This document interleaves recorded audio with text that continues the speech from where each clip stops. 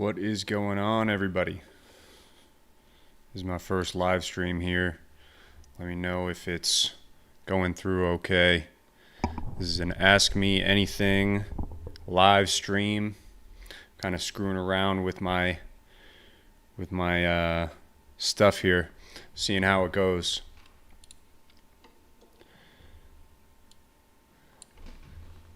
Talk about fights from last night. We could talk about anything.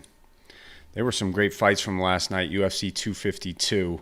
It was Stipe and Daniel Cormier. Excellent card. I'm going to pull it up here right now.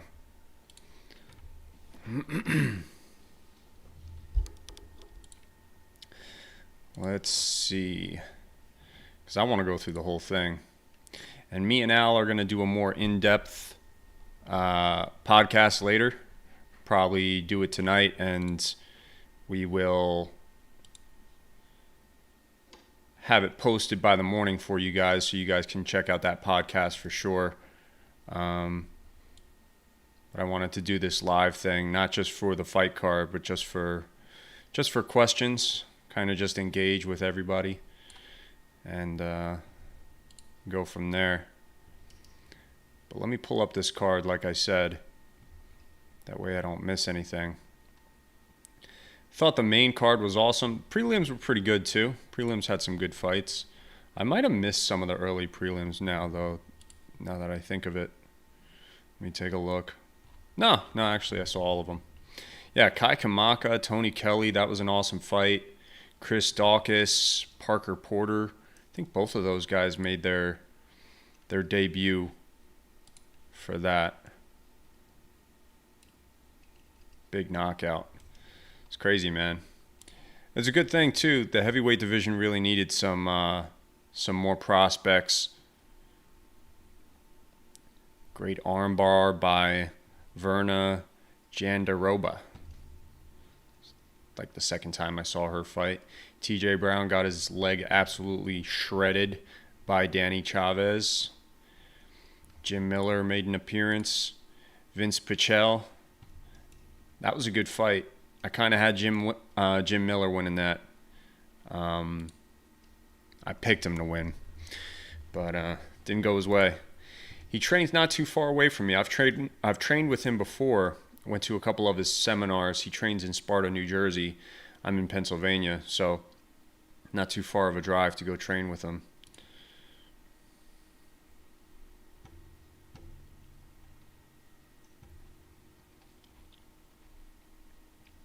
And like I said, let me know if the stream is working. Let me know if you guys can hear me all right. Sure, everything's running smoothly. That way the next time I do this, it will be like butter. Just got done training not too long ago. I did a good training session with Al and our friends Ron and Steve. Did a little bit of gi grappling. And then towards the end, we took off the gi, did some no gi. It's a good thing, too. Ronnie's got some good chokes. He's been tapping me out with those, so took off the gi so he couldn't strangle me.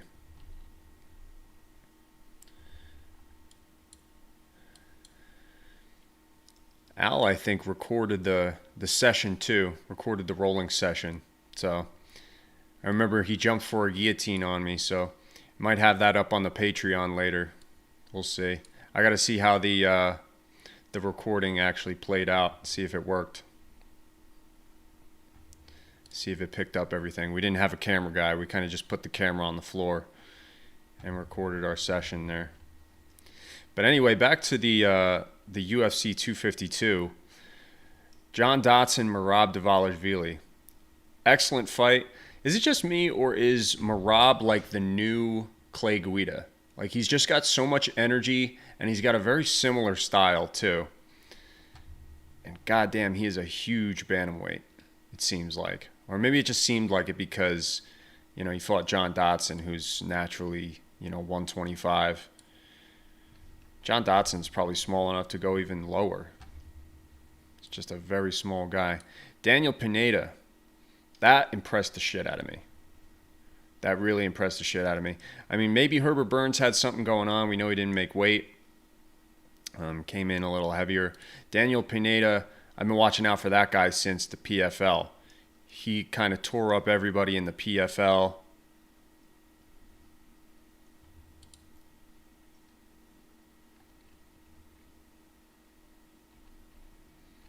And I think I lost it. Hold on.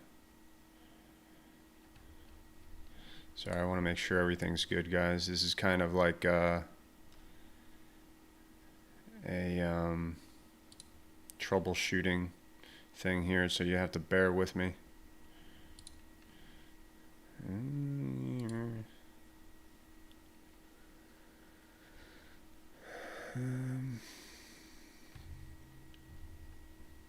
Fixing things.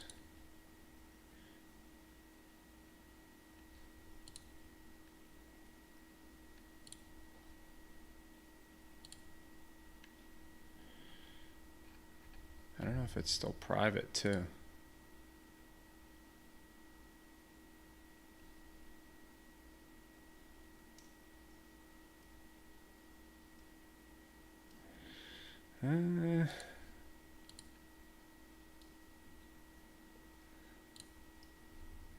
It still says private.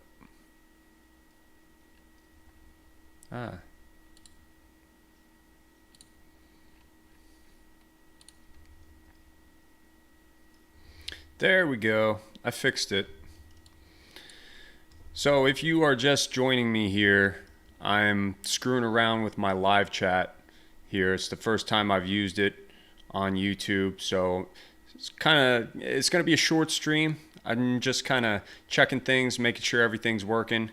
But that's why I made it Ask Me Anything. You can drop your questions and I'll answer them, because I am exploring the ins and outs of the live stream and making sure it works. We'll talk about this UFC 252 card that just happened last night and kind of go over that. But yeah, I was also doing some training today. Trained with Al, who, by the way, will be doing a podcast with me tonight, and that will probably either drop late tonight or early tomorrow in the morning. And we're going to go over everything that we missed over the past week, because I was just on vacation in Cape Cod, and that was some fun. But I didn't have access to a computer or anything, just my phone. I was going back and forth in the comments with you guys. But yeah, that's why I haven't dropped a video in a while. And now I'm finally back from vacation. So I did some training, got my butt kicked because I've been sitting on my butt for way too long. Even before vacation, it had been 4 or 5 days since I had trained. So I'm going on 10 or 11 days not training. And then I come back and train with these savages and beat me up a little bit. But we're back, making videos, playing around with the live stream, watching some excellent fight cards that went on. How about the Bellator card from, what was it, last Friday? Chandler and Benson Henderson. I did not expect him to finish Benson Henderson like that. That was pretty crazy. Okay. Guys, I'm learning here. I'm learning how to use the live chat, the live everything. Got my software here, OBS. I'm screwing around with stuff here. But if you jump on the video here and you're just checking things out, let me know if you can hear me all right. Let me know if everything's working. Because the next time I do this, I want it to be streamlined. I want it to be perfect, and want everything to look all right, sound all right. Make sure the connection's smooth through the whole thing. It's telling me I got a good connection, but another thing too, guys, I really appreciate all the growth I've seen to the channel the past week. We dropped some big videos that got a lot of attention. some good, some bad, but I appreciate all the engagement with the content. I like to hear everybody's opinion, even if it's bad. Don't be a dick, but give me some constructive feedback so I can make the videos better. And so I can get better as an amateur analyst, I guess I can call myself.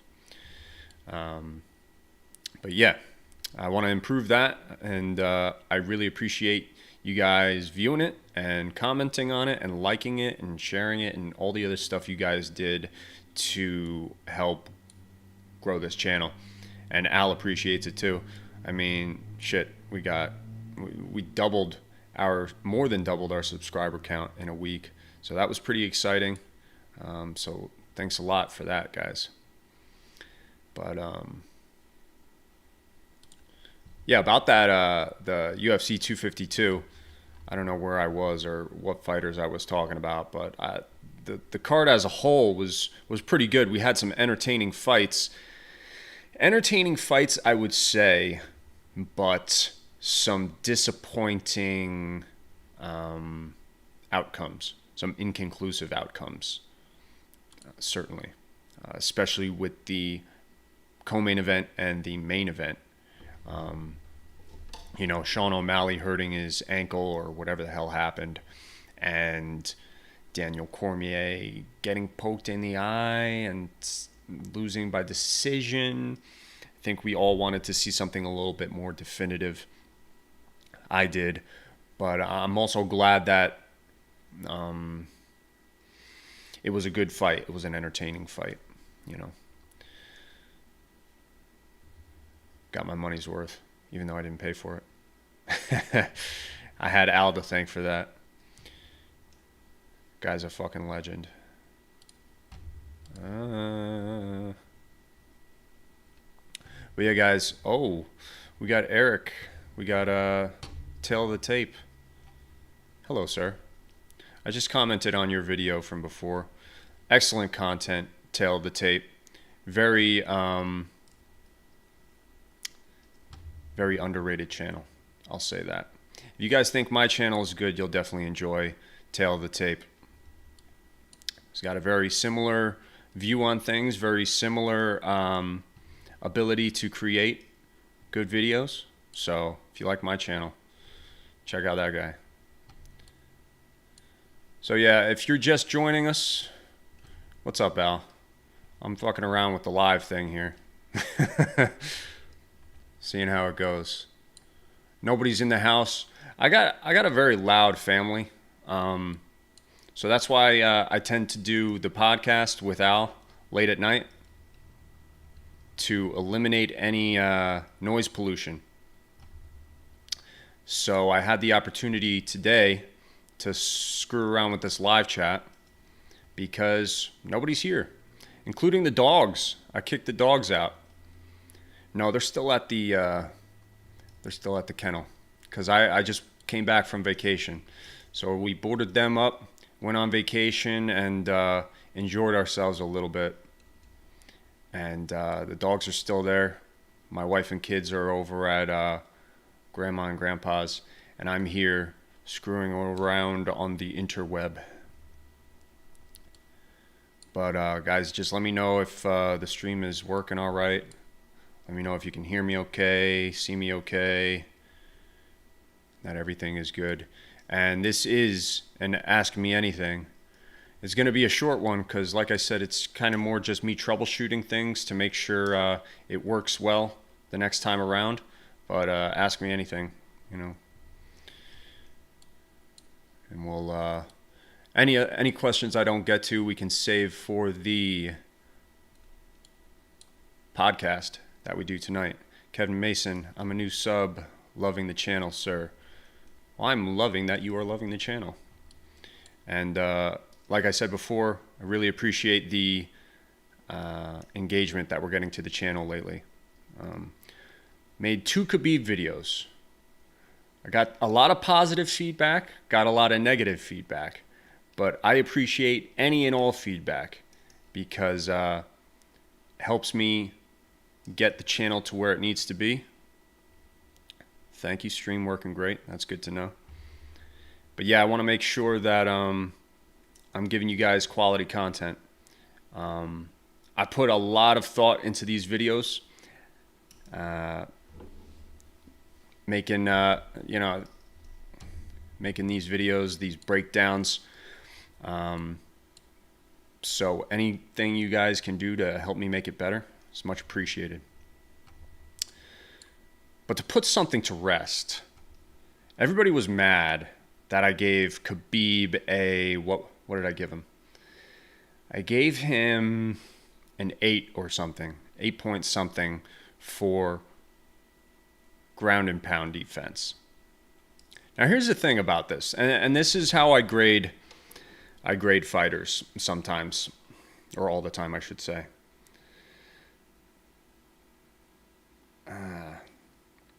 Sorry, I can't read and talk at the same time.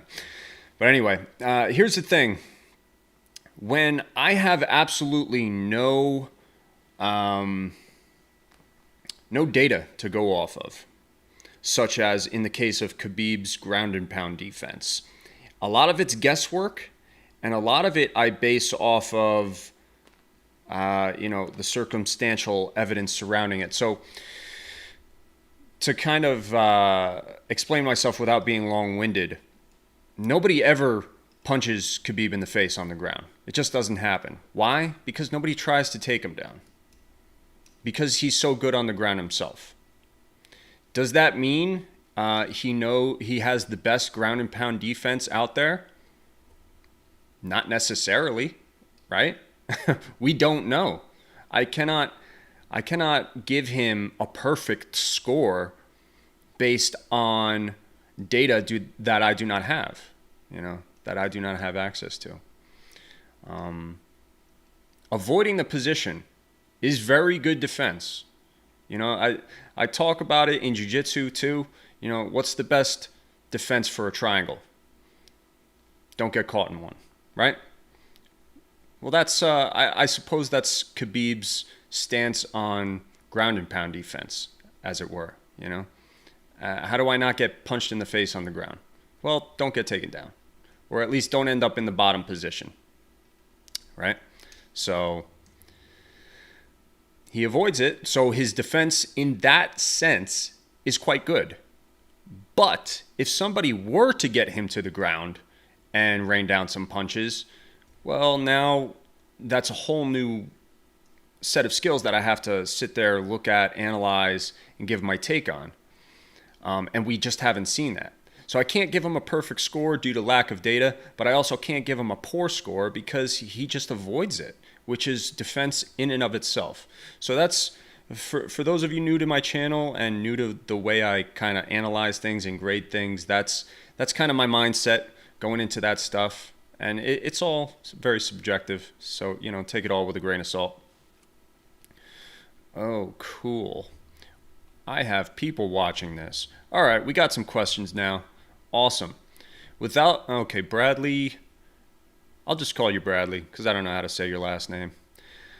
Bradley says, without the nerve to kick, how was the fight going to go from what you saw? Chito versus Sean. I'm assuming you're referring to his leg situation. I don't know how that happened. I mean, we all saw him roll his ankle, but we don't know if he rolled his ankle because he Chito checked the kick, or if it was something else, a pre-existing injury. We know he's had difficulties with it before. But I tell you one thing, it looked like Sean O'Malley was winning up until that point. Looked like he was winning the striking battle. But I will say this, when Chito Vera got on top and threw that elbow, man, that was nasty. You got to give Chito credit for that.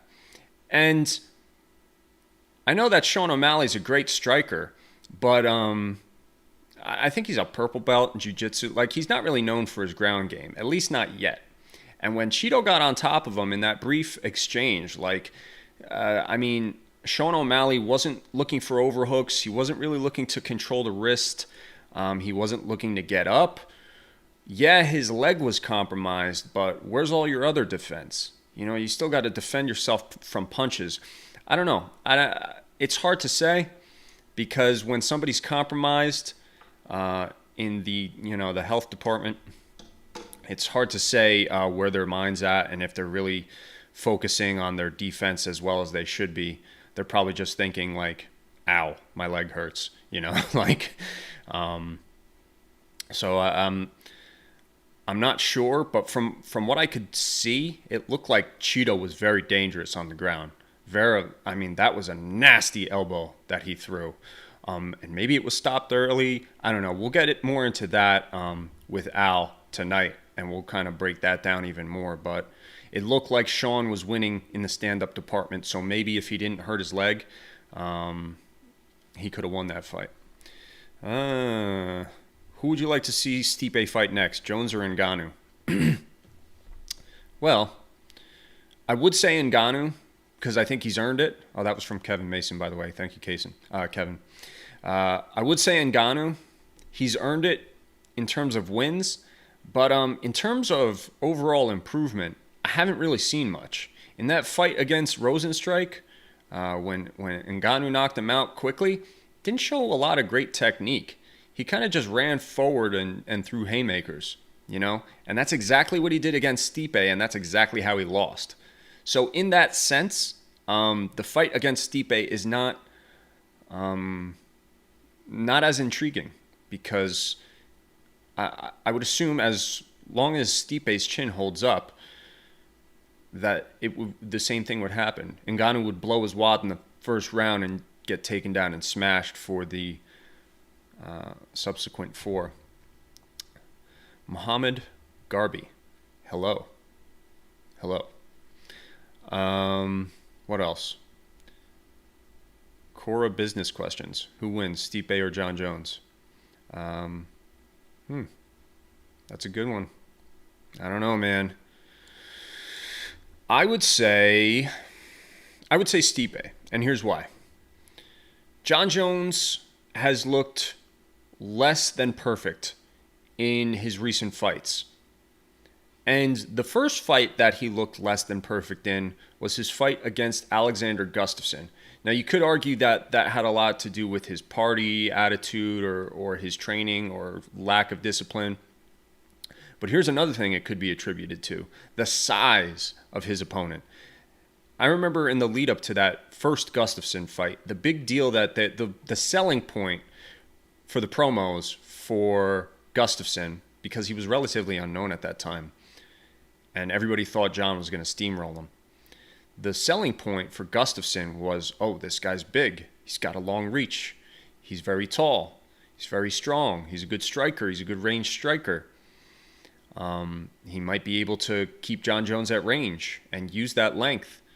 John Jones is known for being very lanky for his division, and he uses that length probably better than anybody. But when the physical attributes are somewhat more even, it seems like he has trouble, i.e. Dominic Reyes, another tall, lanky fighter for 205 that everybody thought he was going to steamroll. He had trouble with him. Thiago, what the fuck's his name? Thiago Silva? I don't know. So many Silvas. The guy that moved up from middleweight with the big cross tattoo on his back. Blew out both his knees in the fight. They had an excellent fight.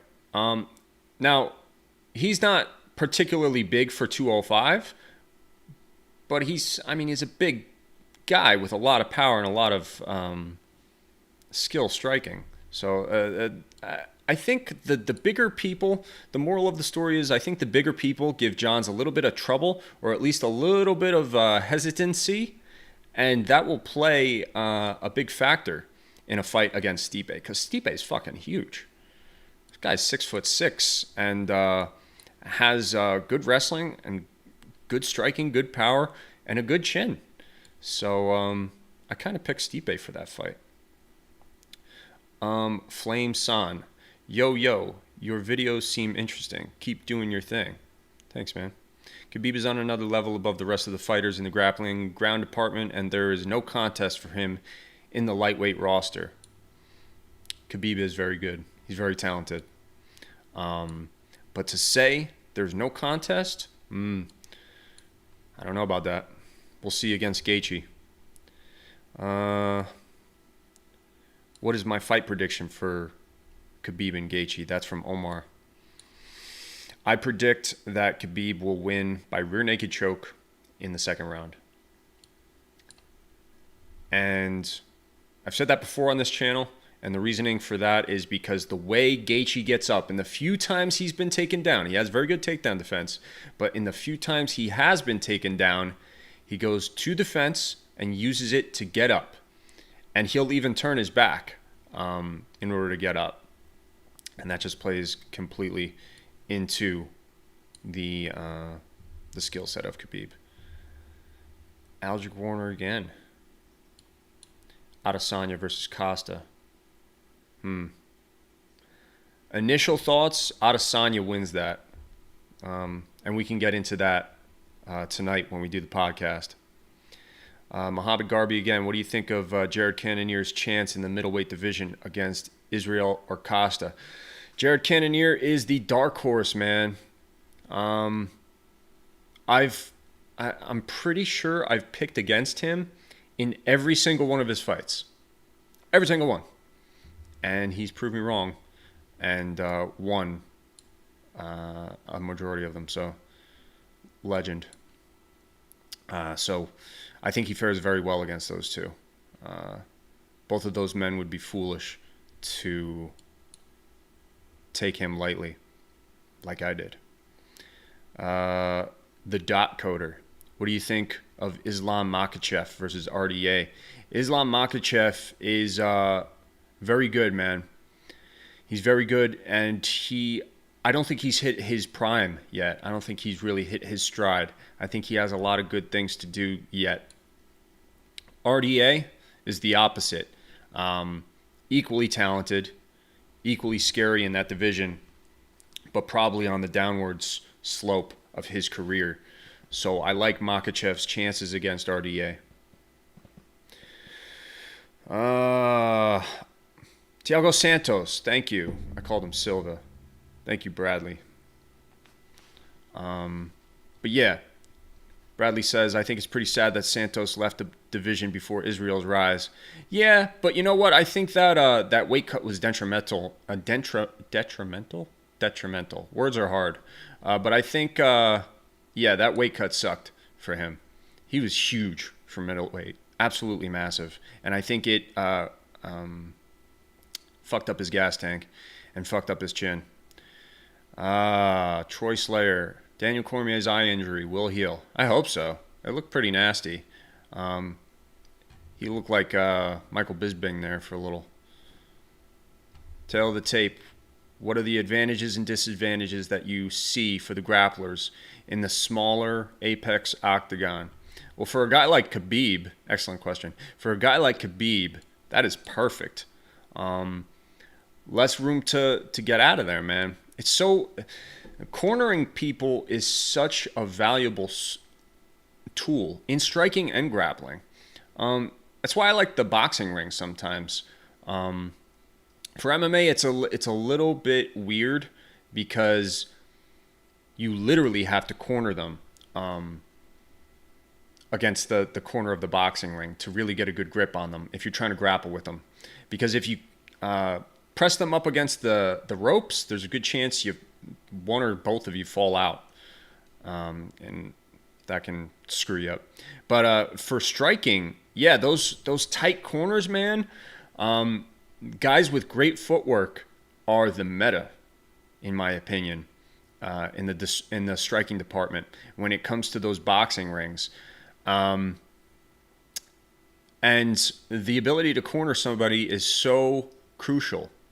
So when you're talking about an MMA cage, it definitely helps. But the thing about the octagon is there's no true corners. It's all these like sort of half corners, very obtuse corners, so that it's a little bit harder to literally corner them. You can still press them up against the fence, but anybody that has good lateral movement will still be able to get out of there relatively unscathed, if they got some quick footwork. But to to literally trap somebody in a corner is such a crucial ability that I think is lost in the octagon. Now, there are different cages. You know, you have hexagons. I've even seen a square cage before in like some smaller organizations. But yeah. So the smaller cage, to answer your question, the smaller cage is going to give you a little bit easier of a time to corner somebody if you're trying to strike with them, and to get a hold on them if you're trying to grapple with them. So for guys like Khabib and guys that take the center control of the octagon very well, it's a big deal. I'll do a few more questions here, guys, and then any other questions that we have, I'll save for the podcast later. Because like I said, this was a little bit more of a test than it was a full show, to make sure everything was working. That way I don't make a fool out of myself the next time I try it. But it seems to work pretty well, so I'm pretty happy with it. So I'll answer a few more questions and we'll call it a day. How to avoid cauliflower ear? Good question. I'm assuming you're asking me because I don't have any cauliflower ear. And I'll be perfectly honest, dude. I think I just got really lucky. Just got really lucky in the cauliflower department. But I think it also depends on style. So I think, first of all, a striker is more likely to get cauliflower ear than a grappler. And that question was from the dot coder, by the way.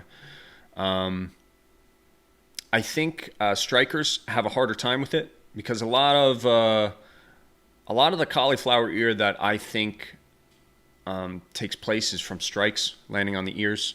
And a lot of guys, when they cover up, it's like a shield block here with the forearms in the front. So it allows hooks to come in, and hooks more often than not will land on the ear and must mess up your ears. But if you're a grappler, I would say avoid low passing. I mean, obviously you can wear the earmuff things that wrestlers wear, and there's a couple guys that, holy moly, thanks, bro. There's a Mustafa Ghaffar. What is that? What a legend. But anyway, cauliflower ear. You can wear the earmuff things, which will stop that from happening. But if you pass very low and your ears are constantly by the guy's hips and rubbing up against the guy's hips, that will cause cauliflower ear in grappling. But I don't really have a very pass-heavy style. I have a very guard-heavy style when I grapple. So I think that's a big part of why I haven't gotten cauliflower ear over the years. There's been a couple times where I got cross-faced, but not really cross-faced. It was like a forearm to the ear. It got whacked there while I'm grappling, and my ear kind of swelled up, but never permanently, like you see with the cauliflower ear. And of course, if you do start to develop cauliflower ear, you can drain it. You know, if you have access to hypodermic needles or whatever, you know. So yeah, there's that. Cauliflower ear sucks, I'm sure. But makes you look cool. Makes you look like a fighter, right?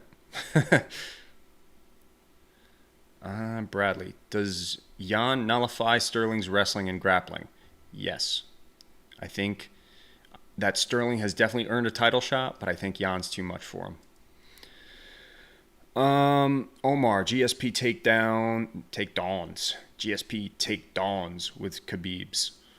I'm not sure if that's a question, but I will say that GSP has excellent takedowns, and he is a very large human being compared to Khabib. Now, granted, Khabib has grappled well with large guys. I mean, he trains with heavyweights and light heavyweights constantly.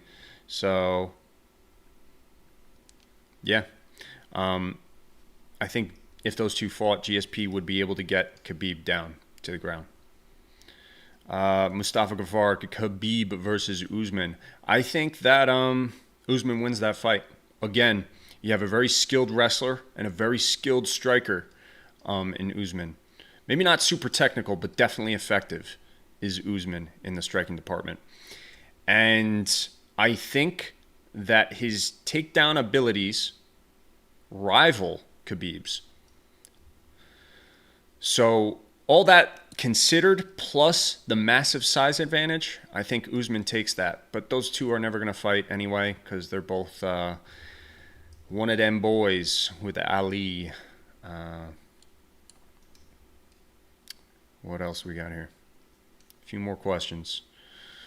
Dot Coder, do you think switching sudden angles and heavy kicking cause ACL problems? Do you mean for the kicker?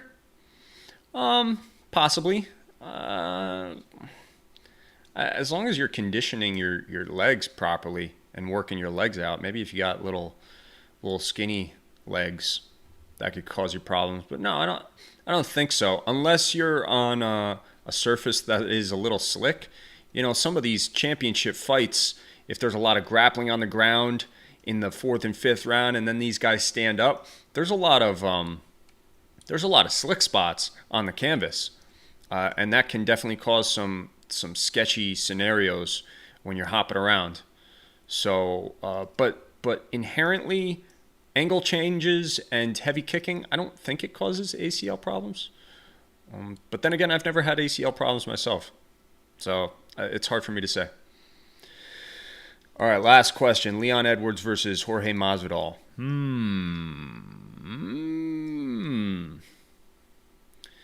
Will the three-piece in a soda prevail? I don't know. Leon Edwards is so well-rounded. I think both of those guys have the style to make it a very entertaining fight.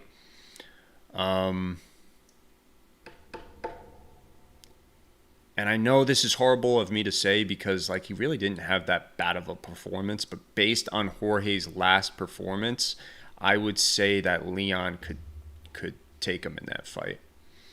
Maybe not take him down, but push the pace enough and push him up against the fence like Uzman did, take a page out of his book to win by decision. But I don't think he's finishing Masvidal. If a finish comes in that fight at all, it would probably be Masvidal on Edwards. But I think Edwards is too sly and too savvy to get caught like that against a killer like Masvidal. I mean, anything can happen, but I just think Edwards is too smart for that. So I think Leon Edwards could eke that one out by decision. Now, this wasn't Ask Me Anything. I'll do one more. Podrick Shadow. Is jacking off before a fight good or bad? I mean, I got to throw that question in there. That's gold right there. I don't know. I've never fought professionally before. Jacked off plenty of times in my life, but I have never fought professionally before. I've done some tournaments, some grappling tournaments, and I've had many a heavy sparring session against my comrades, but I can't tell you, my friend. I think it's all hogwash, though. You can jack off as much as you want before you go fight somebody. Just don't jack off on them because that's totally different. That is no longer a fight. That's just whatever you're into at that point. But anyway, we'll keep it PG from now on. But that was a funny question. I'll throw that out there. Anyways, guys, thank you for helping me out with this live stream. I hope it was engaging. Hope you guys enjoyed. We're doing a podcast tonight. It's not going to be live. I edit that one because sometimes my family likes to scream in the background and make noise, so I edit that shit out. But that's going to be dropping later tonight, early tomorrow morning.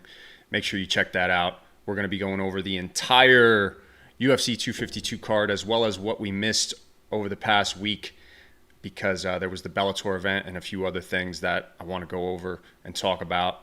And check that out. Thank you for checking us out. Thank you for watching this. Make sure to like and subscribe. I love you all. Take care. Adios.